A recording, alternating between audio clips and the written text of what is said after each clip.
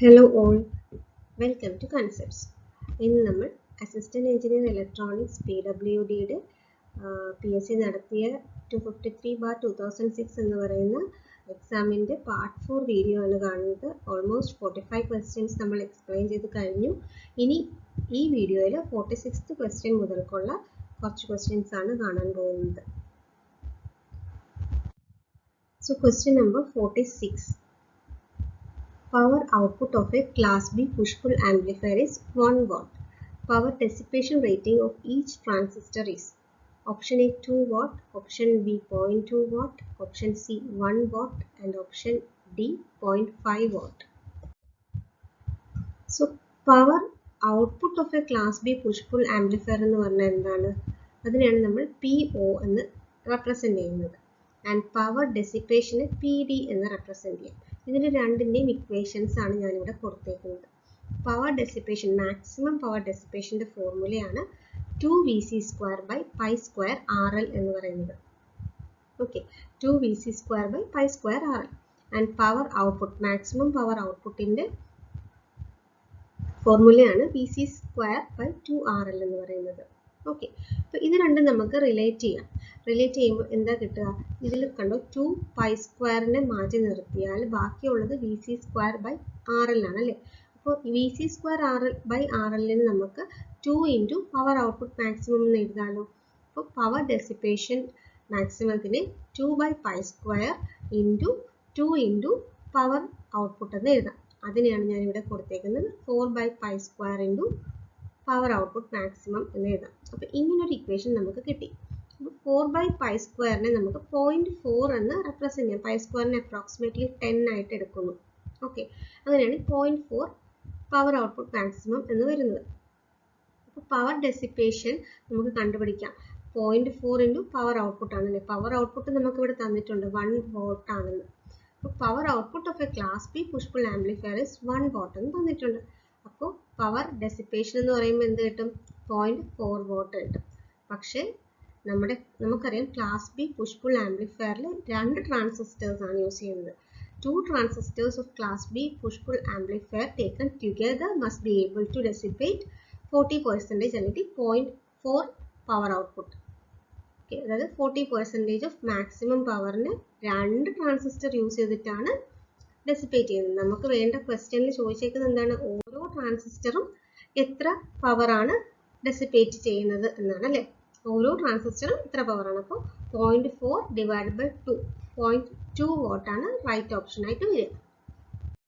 Next is question number 47. A major disadvantage of common emitter configuration is option A bias instability, option B very low input impedance, option C poor efficiency and option D poor current gain. നമുക്ക് common emitter കോൺഫിഗറേഷൻ്റെ അഡ്വാൻറ്റേജസും ഡിസഡ്വാൻറ്റേജസും ഒന്ന് നോക്കാം.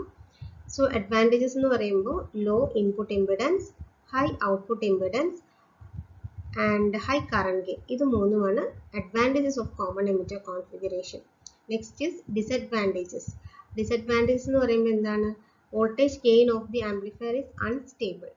Also it has high thermal instability and also bias instability. ഇത് മൂന്നുമാണ് common emitter കോൺഫിഗറേഷൻ്റെ disadvantages എന്ന് പറയുന്നത്.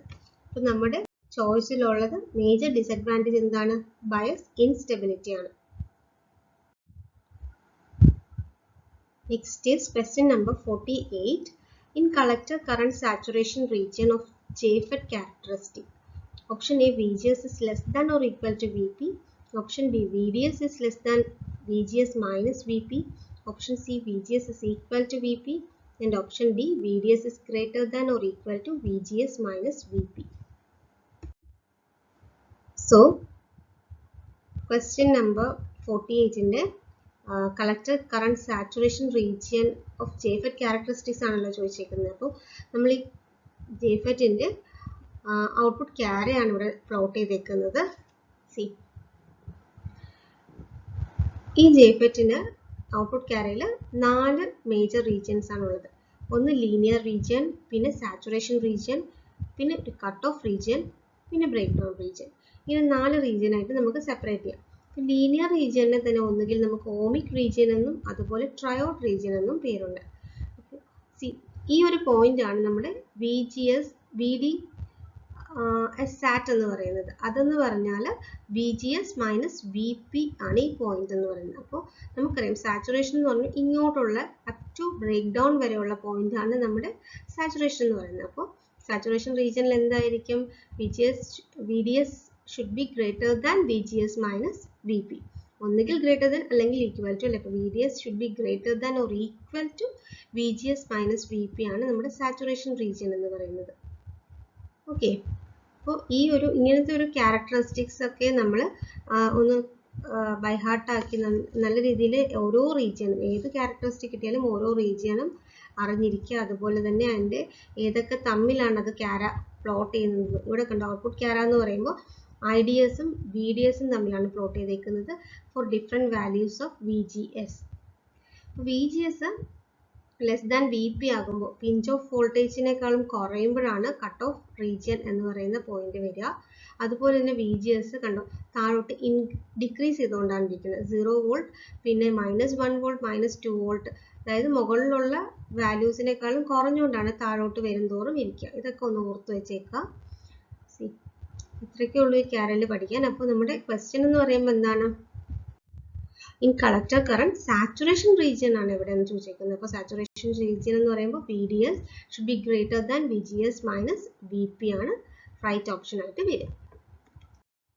Next is for an n channel JFET if VGS is equal to 1 volt and VP is equal to -3 volt, the device is under option A cut off, option B depletion mode, option C enhancement mode, and option D none of these.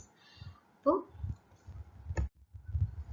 n channel JFETന്റെ output ക്യാര ആണ് ഞാനിവിടെ plot ചെയ്തേക്കുന്നത്. നമുക്കറിയാം ഒരു JFET രണ്ട് മോഡിൽ work ചെയ്യും. ഒന്നുകിൽ enhancement മോഡായിരിക്കും അല്ലെങ്കിൽ ഡിപ്ലീഷൻ മോഡായിരിക്കും. അപ്പോൾ എൻഹാൻസ്മെന്റ് മോഡ് എന്ന് പറയുമ്പോൾ എന്താണ് ഉദ്ദേശിക്കുന്നത്? അവിടെ ഒരു ചാനൽ എന്ന് പറയുന്ന ഒരു ഇൻബിൽറ്റ് ആയിട്ട് ചാനൽ ഇല്ല. Okay, enhancement MOSFET N channel enhancement JFETൽ അപ്പോൾ അവിടെ എൻഹാൻസ് ചെയ്യുകയാണ് ചെയ്യുന്നത്. നമ്മൾ ഒരു ഗേറ്റ് വോൾട്ടേജ് ത്രെഷോൾഡ് വോൾട്ടേജിനേക്കാളും കൂടുതൽ അപ്ലൈ ചെയ്യുമ്പോൾ അവിടെ ചാനൽ എൻഹാൻസ് ചെയ്ത് വരികയാണ് ചെയ്യുന്നത്. അതുകൊണ്ടാണ് അതിന് എൻഹാൻസ്മെന്റ് മോഡ് എന്ന് പറയുന്നത്. പിന്നെ ഡിപ്ലീഷൻ മോഡിൽ എന്ന് പറയുമ്പോൾ എന്താ സംഭവിക്കുക? അവിടെ എന്ന് പറയുമ്പോൾ ചാനൽ ഇൻബിൽറ്റ് ആണ്, അതായത് പെർമനന്റ്ലി ഫാബ്രിക്കേറ്റ് ചെയ്ത് വെച്ചേക്കുവാണ് ഡോപ്പിങ്ങിലൂടെ. ഓക്കെ, ഒരു JFET കൺസ്ട്രക്ട് ചെയ്യുമ്പോൾ തന്നെ അവിടെ ചാനലും കൂടെ കൺസ്ട്രക്ട് ചെയ്തിട്ടുണ്ട്. അങ്ങനെയുള്ള ഒരു JFETനെയാണ് നമ്മൾ ഡിപ്ലീഷൻ മോഡ് JFET എന്ന് പറയുന്നത്. അപ്പോൾ എൻഹാൻസ്മെന്റ് മോഡ് എന്ന് പറയുമ്പോൾ ഇവിടുത്തെ പ്ലോട്ടിൽ നിന്ന് തന്നെ നിങ്ങൾക്ക് മനസ്സിലാവും VGS positive to +1 positive voltage ആകുമ്പോഴാണ് എൻഹാൻസ്മെന്റ് മോഡിൽ വർക്ക് ചെയ്യുന്നത്. ആൻഡ് VGS നെഗറ്റീവ് മോഡിലാവുമ്പോൾ ഡിപ്ലീഷൻ മോഡിൽ വർക്ക് ചെയ്യും. ഓക്കെ, അപ്പോൾ നമ്മുടെ അടുത്തൊരു ക്യാരയും കൂടെ ഞാനിവിടെ തന്നിരിക്കും, ട്രാൻസ്ഫർ ക്യാര. അതും നിങ്ങളൊന്ന് പഠിച്ചു വയ്ക്കുക. ട്രാൻസ്ഫർ ക്യാര എന്ന് പറയുമ്പോൾ ID വേഴ്സസ് VGS ആണ്. ID വേഴ്സസ് VGS ആണ് കൊടുത്തേക്കുന്നത്. ഔട്ട്പുട്ട് ക്യാര എന്ന് പറയുമ്പോൾ ID വേഴ്സസ് VDS ആണ്. അപ്പോൾ കണ്ടോ, ട്രാൻസ്ഫർ ക്യാരയിൽ ഇതാണ് ത്രെഷോൾഡ് വോൾട്ടേജ്. ഇനി ഇത്രയും റീജിയൻ നെഗറ്റീവ് റീജിയൻ എന്ന് പറയുന്നത് ഡിപ്ലീഷൻ മോഡ് തന്നെയാണ് അല്ലേ. VGS നെഗറ്റീവ് ആകുമ്പോൾ ഡിപ്ലീഷൻ മോഡ് തന്നെയാണ്. ആൻഡ് VGS പോസിറ്റീവ് ആകുമ്പോൾ എൻഹാൻസ്മെന്റ് മോഡ് ആയിരിക്കും. VGS 0 ആകുമ്പോൾ ID അപ്പോഴൊരു ID ഉണ്ട്, ID നോട്ട് ഈക്വൽ ടു 0 ആണ്. ഇതൊക്കെ നിങ്ങളൊന്ന് ഓർത്ത് വെച്ചേക്കാം. നമ്മുടെ ക്വസ്റ്റ്യൻ എന്താണ്? For an n channel JFET if VGS is 1 volt, VGS 1 volt എന്ന് പറയുമ്പോൾ VGS പോസിറ്റീവ് ആണ് and VP is -3 volt, device is under obviously enhancement mode അല്ലേ. Next is question number 50. In the triode region of a JFET, it behaves as a option A negative resistance device, option B constant voltage, option C noise source, and option D VVR. ഞാൻ നേരത്തെ സ്ലൈഡിൽ തന്നെ പറഞ്ഞായിരുന്നു triode region എന്ന് പറയുന്നത് linear region ആണ് അല്ലേ. Linear റീജിയനിലാണ് linear റീജിയൻ്റെ വേറെ പേരാണ് triode region, ohmic region and linear region obviously. അപ്പോൾ ഈ ഓമിക് റീജിയനിൽ എന്ന് പറയുമ്പോൾ ഈ VGS 0 ആകുന്ന കേസിൽ ഡിപ്ലീഷൻ റീജിയൻ എന്ന് പറയുന്നത് വളരെ ചെറുതാണ്. And in this region JFET എന്ത് ചെയ്യും, ഒരു വോൾട്ടേജ് കൺട്രോൾ റെസിസ്റ്റർ ആയിട്ടായിരിക്കും വർക്ക് ചെയ്യുക. ഓക്കെ, അതായത് ഡിപ്ലീഷൻ റീജിയൻ വളരെ ചെറുതായത് കാരണം അവിടെ ഒരു വോൾട്ടേജ് കൺട്രോൾ റെസിസ്റ്റർ ആയിട്ട് വർക്ക് ചെയ്യും JFET. ഇനി പിഞ്ച് ഓഫ് റീജിയൻ അല്ലെങ്കിൽ കട്ട് ഓഫ് റീജിയൻ എന്ന് പറയുമ്പോൾ എന്താണ്, ഗേറ്റ് വോൾട്ടേജ് നെഗറ്റീവ്, വലിയ നെഗറ്റീവ് വോൾട്ടേജ് കൊടുക്കുമ്പോഴത്തേക്ക് ചാനലിൽ അവിടെ ക്ലോസ് ചെയ്യും, പിഞ്ച് ഓഫ് ആവും. അപ്പോൾ അവിടെ കൂടെ ഒരു കറണ്ടും ഫ്ലോ ചെയ്യില്ല. അതുകൊണ്ടാണ് അതിന് കട്ട് ഓഫ് റീജിയൻ എന്ന് പറയുന്നത്. ഇനി സാച്ചുറേഷൻ റീജിയൻ എന്ന് പറയുമ്പോൾ എന്താണ്, സാച്ചുറേഷൻ റീജിയൻ എന്ന് പറഞ്ഞാൽ ആക്റ്റീവ് റീജിയൻ ആണ്. ഇവിടെ എന്ന് പറയുന്നത് ചാനൽ ഗേറ്റ് വോൾട്ടേജിനനുസരിച്ച് നമുക്ക് കൺട്രോൾ ചെയ്യാൻ പറ്റും. അവിടെ ഒരു ഹൈ കണ്ടക്ടർ ആയിട്ടായിരിക്കും, ഒരു ഗുഡ് കണ്ടക്ടർ ആയിട്ടായിരിക്കും വർക്ക് ചെയ്യുക. ആൻഡ് ബ്രേക്ക് ഡൗൺ റീജിയൻ എന്ന് പറയുമ്പോൾ എന്താണ്, VDS വളരെ കൂടുമ്പോഴത്തേക്ക് നമ്മുടെ എന്താണ് ഡ്രെയിൻ കറണ്ട് ഒരുപാട് കൂടുന്നു. അതുകൊണ്ട് തന്നെ അവിടെ ബ്രേക്ക് ഡൗൺ സംഭവിക്കുന്നു. ഓക്കെ, അപ്പോൾ ഇതിനെയാണ് ബ്രേക്ക് ഡൗൺ റീജിയൻ എന്ന് പറയുന്നത്. അൺകൺട്രോൾഡ് കറണ്ട് ആണ് ആ സമയത്ത് നമ്മുടെ ഡിവൈസിൽ കൂടെ ഫ്ലോ ചെയ്യുന്നത്. സോ നമ്മുടെ ക്വസ്റ്റ്യൻ എന്ന് പറയുമ്പോൾ എന്താണ്, ട്രയോഡ് റീജിയനിൽ JFET എന്തായിട്ട് ആക്ട് ചെയ്യുന്നു? അപ്പോൾ VVR ആണ്, വോൾട്ടേജ് വേരിയബിൾ റെസിസ്റ്റർ ആയിട്ടാണ് ട്രയോഡ് റീജിയനിൽ JFET വർക്ക് ചെയ്യുന്നത്. Next is question number 51. CMOS devices have special feature of option A low silicon area requirement, option B high voltage gain, option C low input impedance and option D high current gain. ഇപ്പോൾ നമുക്ക് വേറൊന്നും ആലോചിക്കാനില്ല. Special feature of CMOS എന്ന് പറയുന്നത് തന്നെ law silicon area requirement ആണ്. It is A very important characteristic of CMOS devices. Okay, അപ്പോൾ അത് നിങ്ങളൊന്ന് ഓർത്ത് വെച്ചേക്കുക.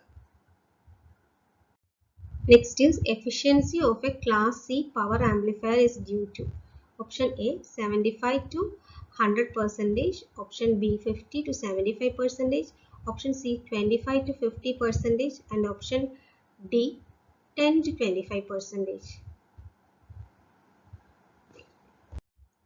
So നമുക്ക് ആദ്യം class A, class B, class C power ആംപ്ലിഫയേഴ്സിനെ നോക്കാം. പവർ ആംപ്ലിഫയറിനെ മെയിൻലി മൂന്നായിട്ട് ക്ലാസിഫൈ ചെയ്യാം. അതാണ് class A, class B and class C power amplifier എന്ന് പറയുന്നത്. ക്ലാസ് എക്ക് എന്ന് പറയുമ്പോൾ കണ്ടക്ഷൻ ആംഗിൾ ഇസ് 360 ഡിഗ്രി. അതായത് ഒരു സൈൻ വേവ് വെച്ചിട്ട് നമുക്കത് എക്സ്പ്ലെയിൻ ചെയ്യാം.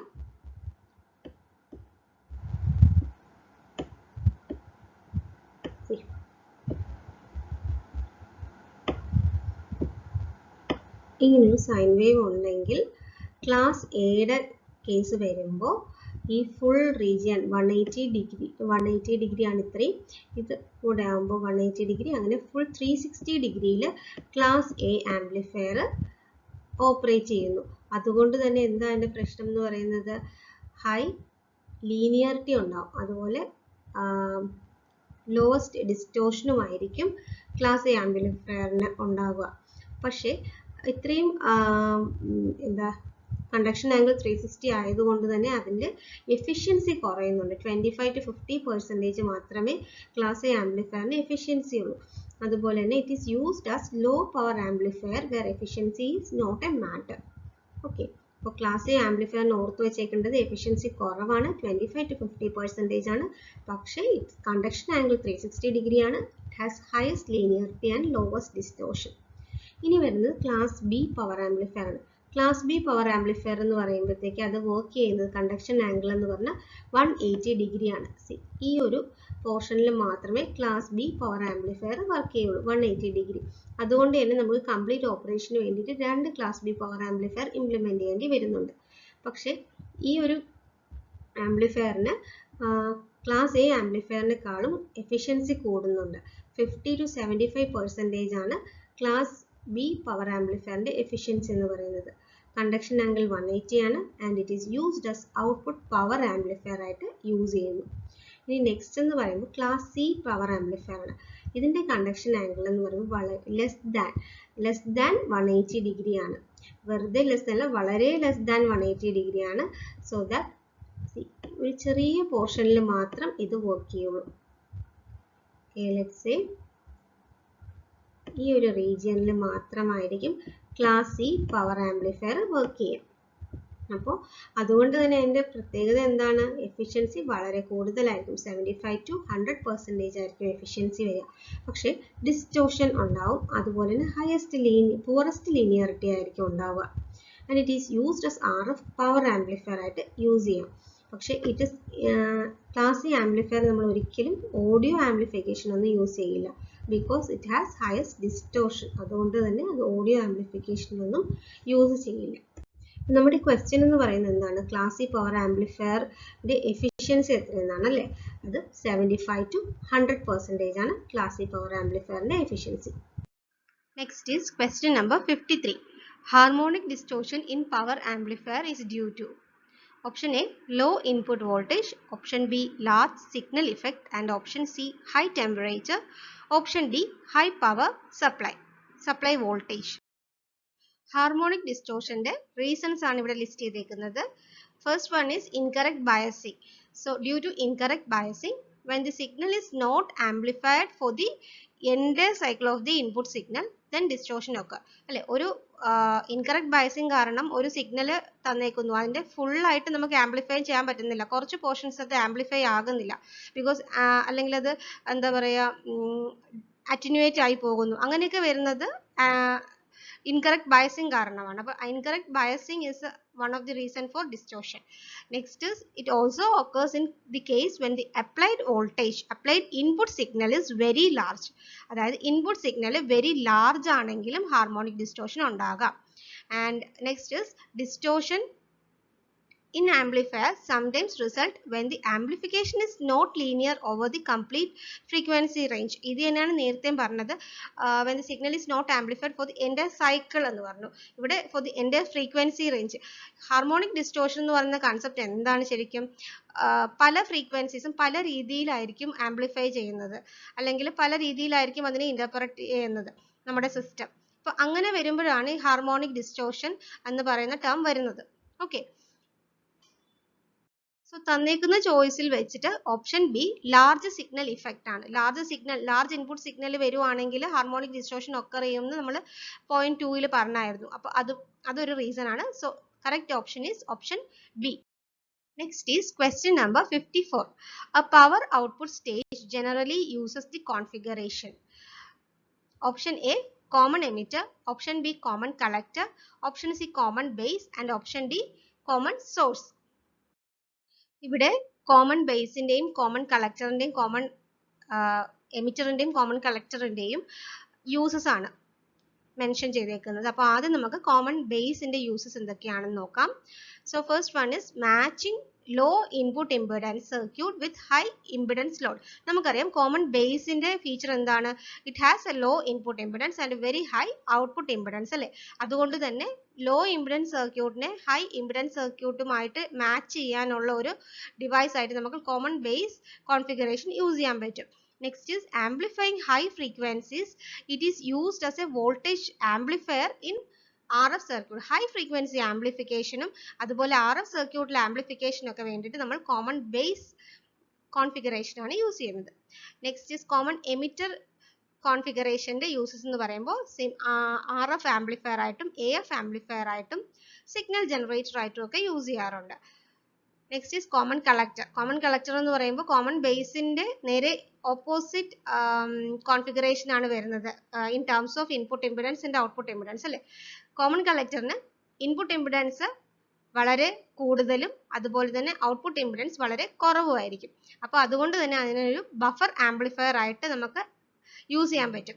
So its main uses buffer amplifier to match high impedance circuit with low impedance load for maximum power transmission. Next is power amplifier and current amplifier ആയിട്ടും use ചെയ്യാൻ പറ്റും.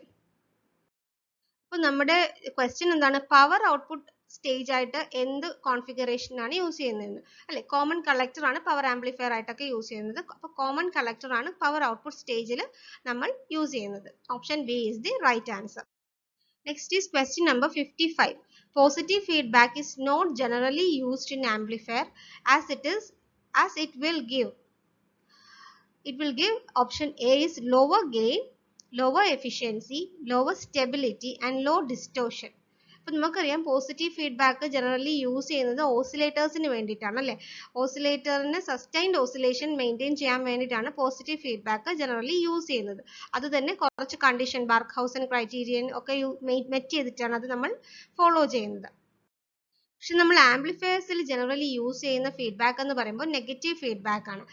അപ്പോൾ positive feedback എന്ന് പറയുമ്പോൾ നമ്മൾ ഒരു സിഗ്നലിനെ ഔട്ട്പുട്ട് സിഗ്നലിനെ എടുത്ത് പോസിറ്റീവായിട്ട് ഇൻപുട്ട് സിഗ്നലിലേക്ക് കൊടുക്കുകയാണ്, അതായത് ആഡ് ഓൺ ചെയ്യുകയാണ് ചെയ്യുന്നത്. അതിൻ്റെ അനുസരിച്ച് അത് ഇൻപുട്ട് സിഗ്നൽ കൂടുന്നു. ഇൻപുട്ട് സിഗ്നൽ കൂടുമ്പോൾ അവിടെ ശരിക്കും സ്റ്റെബിലിറ്റി ഡിക്രീസ് ചെയ്യുകയാണ് ചെയ്യുന്നത്. അപ്പോൾ ഓപ്ഷൻ സി ലോവർ സ്റ്റെബിലിറ്റി ആണ് right answer. Okay, next is question number 56. A high frequency oscillator is, first one, RC phase shift oscillator, next is Weinbridge oscillator, option C is relaxation oscillator, and option D is Hartley oscillator. നമ്മൾ RC circuit use ചെയ്യുന്ന oscillators ഒക്കെ low frequency oscillators ആയിട്ടാണ് use ചെയ്യുക. Relaxation oscillator എന്ന് പറയുമ്പോൾ എന്താണ് ശരിക്കും? Sine wave അല്ലാതെ ബാക്കിയുള്ള ടൈപ്പ് ഓഫ് സിഗ്നൽസ് ജനറേറ്റ് ചെയ്യുന്ന ഓസിലേറ്റേഴ്സിനെയാണ് നമ്മൾ റിലാക്സേഷൻ ഓസിലേറ്റർ എന്ന് പറയുന്നത്. എക്സാമ്പിൾ സ്ക്വയർ വേവ്, അതുപോലെ തന്നെ സോ ടൂത്ത് വേവ് ഫോം ഒക്കെ ജനറേറ്റ് ചെയ്യുന്ന ഓസിലേറ്റേഴ്സിനെയാണ് നമ്മൾ റിലാക്സേഷൻ ഓസിലേറ്റർ എന്ന് പറയുന്നത്. ഇനി ഹാർട്ട്ലി ഓസിലേറ്റർ എന്ന് പറഞ്ഞാൽ എന്താണ്? ഹാർട്ട്ലി എന്ന് പറയുമ്പോഴത്തേക്ക് ഫീഡ്ബാക്ക് പാത്തിൽ ഇൻഡക്ടറും കപ്പാസിറ്ററും ആണ് വരുന്നത്. ശരിക്കും രണ്ട് ഇൻഡക്ടറും ഒരു കപ്പാസിറ്ററും ആയിട്ടാണ് ഫീഡ്ബാക്ക് പാത്ത് ഡിസൈൻ ചെയ്തേക്കുന്നത്. അപ്പോൾ ഹാർട്ട്ലി അല്ലെങ്കിൽ കോൾപിറ്റ് ഓസിലേറ്റേഴ്സ് ഒക്കെയാണ് നമ്മൾ ഇൻഡക്ടേഴ്സും കപ്പാസിറ്റേഴ്സും ഒക്കെ യൂസ് ചെയ്തിട്ട് ഫീഡ്ബാക്ക് പാത്ത് പ്രൊവൈഡ് ചെയ്യുന്ന ഓസിലേറ്റേഴ്സ്. ഇങ്ങനെയുള്ള ഓസിലേറ്റേഴ്സ് ആണ് ശരിക്കും നമ്മൾ ഹൈ ഫ്രീക്വൻസി ഓസിലേറ്റേഴ്സ് ആയിട്ട് യൂസ് ചെയ്യുന്നത്. So RC oscillator is used to generate a low frequency signal. അതുപോലെ തന്നെ LC oscillator is used to generate high frequency signal. RC oscillators in example ആണ് RC phase shift, Weinbridge oscillator ഒക്കെ. In LC oscillator examples ആണ് Colpitts, നമ്മുടെ Hartley oscillators ഒക്കെ. പിന്നെ ഒപ്പാം based oscillator ഉണ്ട്. ഒപ്പാം based oscillator എന്തിനാണ് യൂസ് ചെയ്യുന്നത്? Four generating stable frequency. അതിനു വേണ്ടിയാണ് ഒപ്പാം ബേസ്ഡ് ഓസിലേറ്റേഴ്സ് യൂസ് ചെയ്യുന്നത്. അപ്പോൾ ഹൈ ഫ്രീക്വൻസി ഓസിലേറ്റർ ഈസ്, ഇതിൽ ഏതാണ് ഓപ്ഷൻ വരിക? ഹാർട്ട്ലി ഓസിലേറ്റർ ആണ് റൈറ്റ് ഓപ്ഷൻ വരിക. Next is question number 57. Minimum voltage gain for sustained oscillators in Colpitts oscillator is, option A 29, option B 3, option C depending on the inductor used, option D depending on the capacitors used. ഓസിലേറ്റേഴ്സിന് നമ്മൾ positive feedback ആണ് provide ചെയ്യുന്നത് അല്ലേ. For oscillators the voltage gain around the positive feedback loop must be greater than 1. 1നെക്കാളും slightly കൂടുതലായിരിക്കണം നമ്മുടെ voltage feedback voltage എന്ന് പറയുന്നത്. എന്തുകൊണ്ടാണത്? നമ്മുടെ ഓസിലേറ്ററിന് സസ്റ്റൈൻഡ് ഓസിലേഷൻ പ്രൊവൈഡ് ചെയ്യാൻ വേണ്ടിയിട്ടാണ്. Depending on the feedback path ആണ് voltage gain always depend on the feedback path. Okay, അപ്പോൾ കോൾപിറ്റ് ഓസിലേറ്റർ എന്ന് പറയുമ്പോൾ എന്താണ്? കോൾപിറ്റ് ഓസിലേറ്റർ എന്ന് പറയുമ്പോൾ ഫീഡ്ബാക്ക് പാത്തിൽ ഇൻഡക്ടർ LC സർക്യൂട്ട് ആണ് വരുന്നത്. LC റെസൊണേറ്റഡ് ടാങ്ക് സർക്യൂട്ട് ആണ് യൂസ് ചെയ്യുന്നത്. അതിന്റെ ഫീഡ്ബാക്ക് എങ്ങനെ അച്ചീവ് ചെയ്യാൻ പറ്റും? കപ്പാസിറ്റീവ് ഡിവൈഡർ യൂസ് ചെയ്തിട്ടാണ്, അഡ്ജസ്റ്റ് ചെയ്തിട്ടാണ് നമുക്ക് അതിന്റെ ഫീഡ്ബാക്ക് ഫാക്ടർ ഡിസൈൻ ചെയ്യുന്നത്. സോ ഒരു കോൾപിറ്റ് ഓസിലേറ്റർ ആണെങ്കിലും ഹാർട്ട്ലി ഓസിലേറ്റർ ആണെങ്കിലും രണ്ടും LC റെസൊണേറ്റഡ് ടാങ്ക് സർക്യൂട്ട് ആണ് യൂസ് ചെയ്യുന്നത്. അതുപോലെ ഹാർട്ട്ലി ഓസിലേറ്റർ എന്ന് പറയുമ്പോൾ ഫീഡ്ബാക്ക് അച്ചീവ് ചെയ്യുന്നത് ഇൻഡക്റ്റീവ് ഡിവൈഡർ യൂസ് ചെയ്തിട്ടാണ്. കോൾപിറ്റ് ആകുമ്പോഴത്തേക്ക് അത് കപ്പാസിറ്റീവ് ഡിവൈഡർ യൂസ് ചെയ്തിട്ടാണ്. സി ഞാൻ ഇവിടെ ഒരു കോൾപിറ്റിന്റെ ഫീഡ്ബാക്ക് പാത്ത് വരയ്ക്കാം. അതാകുമ്പോൾ ഒരു ഇൻഡക്ടർ കാണും ആൻഡ് രണ്ട് കപ്പാസിറ്റേഴ്സ് കാണും ഇൻ സീരീസ്. ഇങ്ങനെ വരുന്ന ഒരു ഫീഡ്ബാക്ക് പാത്താണ് നമുക്ക്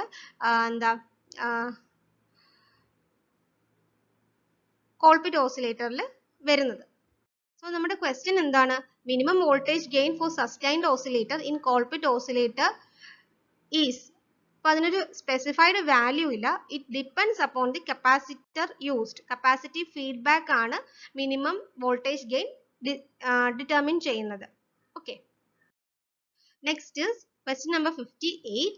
Crystal oscillator has high frequency stability due to, option A low inductance in the equivalent circuit, option B high capacitance in the equivalent circuit, option C low series resistance in the equivalent circuit, and option D none of these. അത് നമുക്ക് crystal ഓസിലേറ്റേഴ്സിന്റെ കുറച്ച് അഡ്വാൻറ്റേജസും ഡിസഡ്വാൻറ്റേജസും നോക്കാം. Advantages of crystal oscillator എന്ന് പറഞ്ഞാൽ എന്താണ്? They have high order frequency stability. ഇത് തന്നെയാണ് അതിന്റെ ഏറ്റവും വലിയ അഡ്വാൻറ്റേജ് എന്ന് പറഞ്ഞാൽ. ഫ്രീക്വൻസി സ്റ്റെബിലിറ്റി വളരെ കൂടുതലാണ്. And also the quality factor of the crystal is very high. Okay, ഇത് രണ്ടുമാണ് ക്രിസ്റ്റൽ ഓസിലേറ്ററിന്റെ അഡ്വാൻറ്റേജസ്. ഇനി ഡിസഡ്വാൻറ്റേജസ് എന്തൊക്കെയാണ്? They are fragile and can be used in low power circuit മാത്രമേ യൂസ് ചെയ്യാൻ പറ്റുള്ളൂ. ഹൈ പവർ സർക്യൂട്ട്സ് ഒന്നും യൂസ് ചെയ്യാൻ പറ്റില്ല. Next is the frequency of oscillation cannot be changed appreciably. Frequency of oscillation depend ചെയ്യുന്നത് നമ്മുടെ ക്രിസ്റ്റലിനെയാണ്. അപ്പോൾ അതുകൊണ്ട് തന്നെ അതിനെ നമുക്ക് ചേഞ്ച് ചെയ്യാൻ പറ്റില്ല. അപ്പോൾ ആവശ്യ അനുസരണം നമുക്ക് ചേഞ്ച് ചെയ്യാൻ പറ്റില്ല. ഒരിക്കൽ ഡിസൈൻ ചെയ്താൽ അത് ഡിസൈൻഡ് ആണ്, പിന്നെ നമുക്ക് മാറ്റാനൊന്നും പറ്റില്ല. അതൊരു ഡിസഡ്വാൻറ്റേജ് ആണ്.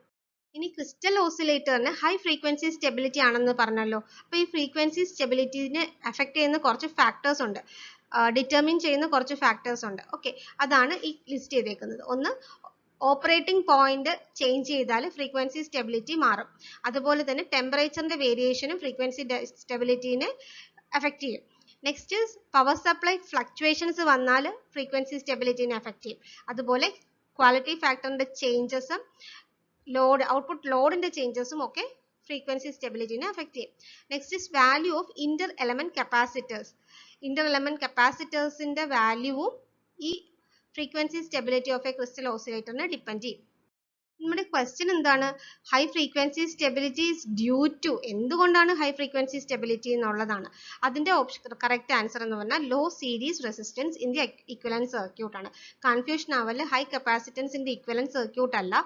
കാരണം high capacitance in the equivalent circuit frequency സ്റ്റെബിലിറ്റിനെ കപ്പാസിറ്റി നമ്മൾ നേരത്തെ സ്ലൈഡ് കണ്ടല്ലോ, കപ്പാസിറ്റീവ് വാല്യൂസ് എന്ന് പറഞ്ഞാൽ ഫ്രീക്വൻസി സ്റ്റെബിലിറ്റിനെ ചേഞ്ച് ചെയ്യിപ്പിക്കുന്ന ഒരു ഫാക്ടർ ആണെന്നേ പറയുന്നുള്ളൂ. അത് ഒരിക്കലും ഹൈ ഫ്രീക്വൻസി സ്റ്റെബിലിറ്റിക്ക് കാരണമല്ല. ഓക്കെ, ഇവിടെ ഒരു കൺഫ്യൂഷൻ വരരുത്. കറക്റ്റ് ഓപ്ഷൻ എന്ന് പറഞ്ഞാൽ low series resistance in the equivalent circuit ആണ് ഫ്രീക്വൻസി സ്റ്റെബിലിറ്റി ഹൈ ആവാനുള്ള reason. Next is question number 59. XS3 code is a option A self complementing code, option B minimum change code, option C maximum change code and option D non binary code. അപ്പോൾ XS3 code എന്ന് പറഞ്ഞാൽ എന്താണ്? ഞാൻ ഇവിടെ ഒരു example എഴുതാം. Let us take decimal number 5. decimal number 5ന്റെ XS3 code എന്ന് പറഞ്ഞാൽ എന്തായിരിക്കും? ഒരു നമ്പറിന്റെ +3 കൂടെ ആഡ് ചെയ്യുന്നതാണ് അതിന്റെ XS3 കോഡ് എന്ന് പറയുന്നത്. അപ്പം ഡെസിമൽ നമ്പർ 5 ആണെങ്കിൽ അതിന്റെ XS3 കോഡ് എന്തിന് ഇക്വലന്റ് ആയിരിക്കും? 8ന് ഇക്വലന്റ് ആയിരിക്കും അല്ലേ? 8ന് ഇക്വലന്റ് ആയിരിക്കും. കാരണം +3, 5 + 3 എന്ന് പറയുന്നത് 8 ആണ്. അപ്പോൾ ഡെസിമൽ നമ്പർ 5 നമ്മൾ എങ്ങനെ റെപ്രസെന്റ് ചെയ്യുക? 101 എന്നാണ് റെപ്രസെന്റ് ചെയ്യുക അല്ലേ? അപ്പോൾ അതിന്റെ കൂടെ 3യും കൂടെ ആഡ് ചെയ്യുക. 3 എന്ന് പറയുമ്പോൾ എന്താണ്? 11 അല്ലേ? ഇത് രണ്ടും കൂടെ ആഡ് ചെയ്യുമ്പോൾ എന്താ കിട്ടുക?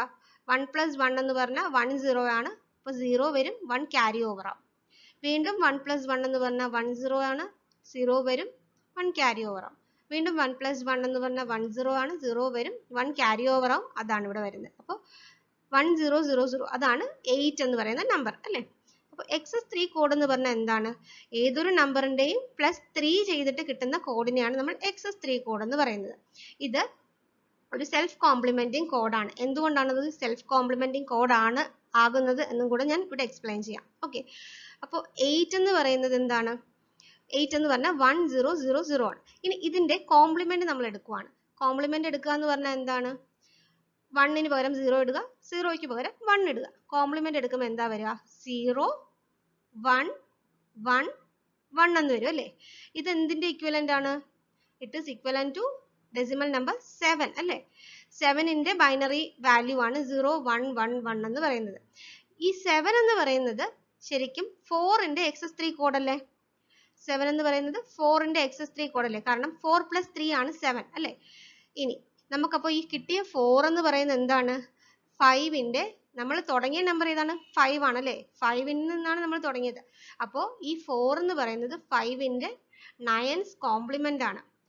ഓക്കെ, അതായത് 5 + 4 എന്ന് പറഞ്ഞാൽ 9 ആയിരിക്കും. 5ന്റെ 9th കോംപ്ലിമെന്റ് ആണ് 4 എന്ന് പറയുന്നത്. ഓക്കെ, അതുകൊണ്ടാണ് XS3 കോഡ് ഒരു സെൽഫ് കോംപ്ലിമെന്റിങ് കോഡ് എന്ന് പറയുന്നത്. ഇവിടെ ആ കോഡ് തന്നെ കോംപ്ലിമെന്റ് ആയിട്ട് വരുന്നത് കൊണ്ടാണ് 5ന്റെ മനസ്സിലായോ? ഒന്നും കൂടെ ഞാൻ എക്സ്പ്ലെയിൻ ചെയ്യാം. ആദ്യം നമ്മളൊരു നമ്പർ എടുക്കുവാണ് 5ന്റെ ഡെസിമൽ നമ്പർ എന്ന് പറഞ്ഞാൽ ഡെസിമൽ ഇക്വലന്റ് എന്ന് പറഞ്ഞാൽ 101 ആണ് അല്ലേ? 101ന്റെ XS3 കോഡ് ആവാൻ കിട്ടാൻ വേണ്ടിയിട്ട് നമ്മൾ എന്ത് ചെയ്യണം? അതിന്റെ കൂടെ 3 ആഡ് ചെയ്യണം. 3യുടെ ഡെസിമൽ വാല്യൂ 3യുടെ ബൈനറി ഇക്വലന്റ് 11 ആണ്. അപ്പോൾ അത് രണ്ടും കൂടെ ആഡ് ചെയ്യുമ്പോൾ നമുക്ക് എന്ത് കിട്ടും? 1000. അതെന്ന് പറഞ്ഞാൽ 8 ആണ് അല്ലേ? ഇനി 8ന്റെ കോംപ്ലിമെന്റ് എടുക്കുവാണ്. 8ന്റെ കോംപ്ലിമെന്റ് എടുക്കുമ്പോൾ നമുക്ക് കിട്ടുന്നത് 0111 ആണ്. അത് 7 ആണ്. അപ്പോൾ 7 എന്ന് പറയുന്നത് എന്തിന്റെ XS3 കോഡാണ്? 4ന്റെ XS3 കോഡാണ്. അപ്പോൾ ഈ 4 എന്ന് പറയുന്നതോ 5യുടെ 9th കോംപ്ലിമെന്റ് ആണ്. അതെങ്ങനെയാണ് 9th കോംപ്ലിമെന്റ് എന്ന് പറയുക? 5 + 4 കിട്ടുന്നത് 9 അല്ലേ? അതുകൊണ്ടാണ് 9th കോംപ്ലിമെന്റ് എന്ന് പറയുന്നത്. ഓക്കെ, ഇപ്പൊ നമ്മൾ ഇത് 1st കോംപ്ലിമെന്റ് എന്ന് പറയുന്നത് എന്താണ്? അത് വിട്ടേക്കൂ, ജസ്റ്റ് 9th കോംപ്ലിമെന്റ്. അപ്പം അതുകൊണ്ടാണ് ഇതിനെ സെൽഫ് കോംപ്ലിമെന്റിംഗ് കോഡ് എന്ന് പറയുന്നത്. So XS3 code is a self-complementing code. Next is minimum change code. Minimum change code ന് ഉള്ള ഒരു എക്സാമ്പിൾ ആണ് നമ്മുടെ grey code. Okay. Next is question number 60. A universal gate is option A and, NOR, NOT and XNOR. അപ്പോൾ എന്താണ് ഒരു universal gate എന്ന് പറഞ്ഞാൽ? Universal gate is a gate which can implement any boolean function without the need of without using any other gate type. Okay, അപ്പോൾ ആ universal gate എന്ന് പറയുന്ന gate വെച്ചിട്ട് തന്നെ നമുക്ക് ഏത് ടൈപ്പ് ഓഫ് ബൂളിയൻ എക്സ്പ്രഷനും നമുക്ക് റിയലൈസ് ചെയ്യാൻ പറ്റും. വേറൊരു ഗേറ്റിന്റെ ആവശ്യം അവിടെ വരുന്നില്ല. അങ്ങനെയുള്ള രണ്ട് ഗേറ്റിനാണ് നമ്മൾ യൂണിവേഴ്സൽ ഗേറ്റ് എന്ന് പറയുന്നത്. അതാണ് നാൻഡും നോറും. അപ്പോൾ നമ്മുടെ ചോയ്സിൽ വന്നേക്കുന്നത് AND, NOR, NOT AND XNOR ആണ്. അപ്പോൾ നമ്മുടെ ചോയ്സിലുള്ള യൂണിവേഴ്സൽ ഗേറ്റ് എന്ന് പറയുന്നത് എന്താണ്? നോർ ആണ്. So the right option is option B. Next is question number 61. A logic family that has high fan out is option A DTL, option B RTL, option C CMOS and option D TTL. അപ്പോൾ നമുക്ക് ആദ്യം fan ഔട്ടും ഫാനിനും എന്താണെന്ന് നോക്കാം. രണ്ട് terms ആണുള്ളത്, fan out and fan in. Fan out എന്ന് പറഞ്ഞാൽ എന്താണ്? മാക്സിമം നമ്പർ ഓഫ് ലോഡ് നമുക്ക് ഒരു ലോജിക് ഗേറ്റിലേക്ക് എത്രമാത്രം maximum number of loads connect ചെയ്യാൻ പറ്റും എന്നുള്ളതിനെയാണ് ഫാൻ ഔട്ട് എന്ന ടേം കൊണ്ട് ഉദ്ദേശിക്കുന്നത്. അതായത് ഇപ്പോൾ ഒരു ലോജിക് ഗേറ്റ് ഉണ്ട് നമ്മുടെ കയ്യിൽ, അതിൻ്റെ ഔട്ട്പുട്ടിൽ ഒരു മാക്സിമം 4 ലോഡ് കണക്ട് ചെയ്യാൻ പറ്റും എങ്കിൽ 4ആണ് ആ ലോജിക് ഗേറ്റിൻ്റെ ഫാൻ ഔട്ട് എന്ന് പറയുന്നത്. ഫാൻ ഇൻ എന്ന് പറഞ്ഞാൽ എന്താണ്? Number of inputs, maximum number of input that A logic gate can take, അതിനെയാണ് ഫാൻ ഇൻ എന്ന് പറയുന്നത്. ഇൻപുട്ടിന്റെ നമ്പറിനെയാണ് ഫാൻ ഇൻ റെപ്രസെന്റ് ചെയ്യുന്നത്. Fan out maximum number of output അല്ലെങ്കിൽ ലോഡിന്. ഓക്കെ, അപ്പോൾ ഇവിടുത്തെ റൈറ്റ് ഓപ്ഷൻ എന്ന് പറഞ്ഞാൽ CMOS ആണ്. CMOSനാണ് ഹൈ ഫാൻ ഔട്ട് ഉള്ളത്. ഇതൊരു ടേബിൾ ഉണ്ട്, ഫാൻ ഔട്ടിൻ്റെയും ഫാൻ ഇൻ, അങ്ങനെ കുറച്ച് പവർ ഡെസിപ്പേഷൻ, കുറേ പാരാമീറ്റേഴ്സിൻ്റെ. അത് വേറൊരു വീഡിയോ ആയിട്ട് ഡിസ്കസ് ചെയ്യുന്നതായിരിക്കും നല്ലത്. കാരണം ഇതിൽ പറഞ്ഞാലും ഈ വീഡിയോ ഭയങ്കര ലെങ്തി ആയി പോകും. അപ്പോൾ ജസ്റ്റ് ഇത് അറിഞ്ഞിരിക്കുക, ഹൈ ഫാൻ ഔട്ട് എന്ന് പറയുന്നത് CMOSനാണുള്ളത്. So next is question number 62. In Boolean algebra, AB plus AB complement C is option A AB, option B AB complement, option C C and option D AB plus C. അപ്പോൾ distributive law use ചെയ്തിട്ടാണ് നമ്മൾ ചെയ്യുന്നത്. നമുക്കിപ്പോൾ എബിനെയും AB complement C ഇങ്ങനെ 3 terms ആയിട്ട് എടുക്കാം. നമുക്കറിയാം, ഞാനിവിടെ ഈ അഡിഷൻ എന്ന് പറയാൻ പറ്റില്ല, ഓറിനെ എല്ലാം ആൻഡാക്കിയും ആൻഡിനെ എല്ലാം ഓറാക്കിയും ഒന്ന് എഴുതുവാണ്. ജസ്റ്റ് നിങ്ങൾക്കൊരു എക്സ്പ്ലനേഷൻ തരാൻ വേണ്ടിയിട്ടാണ്. അപ്പോൾ AB dot AB complement plus C ഇങ്ങനെയാണ് നമ്മുടെ ക്വസ്റ്റ്യൻ എങ്കിൽ, ഇവിടെയാണ് നമുക്കൊരു ബ്രാക്കറ്റും കൂടെ ഉണ്ട്. ഇങ്ങനെയാണ് ക്വസ്റ്റ്യൻ. ജസ്റ്റ് എന്താ ചെയ്തത്? ഈ ഓറിന് പകരം ആൻഡ് ആക്കി, അതുപോലെ ഇവിടുത്തെ ഓർ ഗേറ്റിന് പകരം ഞാനൊരു ആൻഡ് ഗേറ്റ് കൊടുത്തു. അപ്പോൾ ഇങ്ങനെയുള്ള ക്വസ്റ്റ്യൻ ആണെങ്കിൽ നമ്മൾ ഡിസ്ട്രിബ്യൂട്ടീവ് ലോ യൂസ് ചെയ്തിട്ട് എങ്ങനെ നമുക്ക് സോൾവ് ചെയ്യാൻ പറ്റും? AB dot AB complement plus AB dot C എന്ന് എഴുതാൻ പറ്റും അല്ലേ? അല്ലെ? ഈ ഡിസ്ട്രിബ്യൂഷൻ നമുക്ക് പെട്ടെന്ന് നമുക്ക് മനസ്സിലാവും. പക്ഷെ അതേസമയം ഇങ്ങനെ ഒരു കേസ് വരുമ്പോൾ നമുക്കത് ഇച്ചിരി കൺഫ്യൂസിങ് ആയിരിക്കും. അതുകൊണ്ടാണ് ഞാൻ ആദ്യം ഈ ഒരു ടേം പറഞ്ഞു തന്നത്. ഇനി നമുക്ക് ഇതിലേക്ക് പോവാം. ഈ ക്വസ്റ്റ്യനിൽ ഇവിടെ ഓറിന് പകരം ആൻഡിന് പകരം ഓറും അതുപോലെ തന്നെ ഓറിന് പകരം ആൻഡും ആണ് കൊടുത്തേക്കുന്നത്. അപ്പം ഇതിലും സെയിം ഡിസ്ട്രിബ്യൂഷൻ നമുക്ക് അപ്ലൈ ചെയ്യാം. അതാണ് ഞാൻ ഇനി അടുത്ത് കൊടുക്കുന്നത്. A B plus A B complement എന്നും, ശ്രദ്ധിക്കുക, A B plus A B complement എന്നും, ഇനി dot A B plus C എന്നും നമുക്ക് എഴുതിക്കൂടെ? സെയിം ഡിസ്ട്രിബ്യൂട്ടീവ് ലോ ആണ്. ഒന്ന് അഡീഷന്റെയും ഒന്ന് മൾട്ടിപ്ലിക്കേഷന്റെയും ആണെന്നേ ഉള്ളൂ. Okay, so A B plus A B complement എന്നും and into A B plus C എന്ന് നമുക്ക് ഇവിടെ എഴുതാം അല്ലേ? അതിൽ A B plus A B complement എന്ന് പറഞ്ഞാൽ എന്താണ്? അത് 1 തന്നെയാണ് അല്ലേ? നെക്സ്റ്റ് എ ബി, അപ്പോൾ 1 into A B plus C എന്ന് വരും. നമ്മുടെ ചോയ്സ് റൈറ്റ് ഓപ്ഷൻ എന്താ വരിക? Option D, A B plus C ആണ്. അതാണ് നമ്മുടെ റൈറ്റ് ഓപ്ഷൻ. ഓക്കെ, അപ്പോൾ നമ്മൾ ഇന്ന് 46 മുതൽ 62 വരെയുള്ള ക്വസ്റ്റ്യൻസ് സോൾവ് ചെയ്തിട്ടുണ്ട്. അപ്പോൾ വീഡിയോ ഇച്ചിരി ലെങ്തി ആയി. കുറച്ചുകൂടെ ക്വസ്റ്റ്യൻസ് സോൾവ് ചെയ്യണം എന്ന് പറഞ്ഞ് ഞാൻ പ്രിപ്പയർ ചെയ്ത് വെച്ചിട്ടുണ്ടായിരുന്നു. പക്ഷേ വീഡിയോ ഇപ്പോൾ തന്നെ അരമണിക്കൂർ കൂടുതലായി. അപ്പോൾ അത് ബുദ്ധിമുട്ടാണ്. സോ നിങ്ങൾ എന്തെങ്കിലും ഡൗട്ട്സ് ഉണ്ടെങ്കിൽ കമൻറ്റ് സെക്ഷനിൽ ആഡ് ചെയ്യുക. അതുപോലെ തന്നെ വീഡിയോ ഒരുപാട് പേര് സബ്സ്ക്രൈബ് ചെയ്യാതെ കാണുന്നുണ്ട്. അപ്പോൾ ദയവായി സബ്സ്ക്രൈബ് ചെയ്യുക. എങ്കിൽ മാത്രമേ നമുക്ക് കൂടുതൽ വീഡിയോ ഇടാനുള്ള അതൊരു വലിയ മോട്ടിവേഷൻ ആയിരിക്കും. അപ്പോൾ അത്രയേ ഉള്ളൂ. Enjoy the video. Thank you. Like, share and subscribe.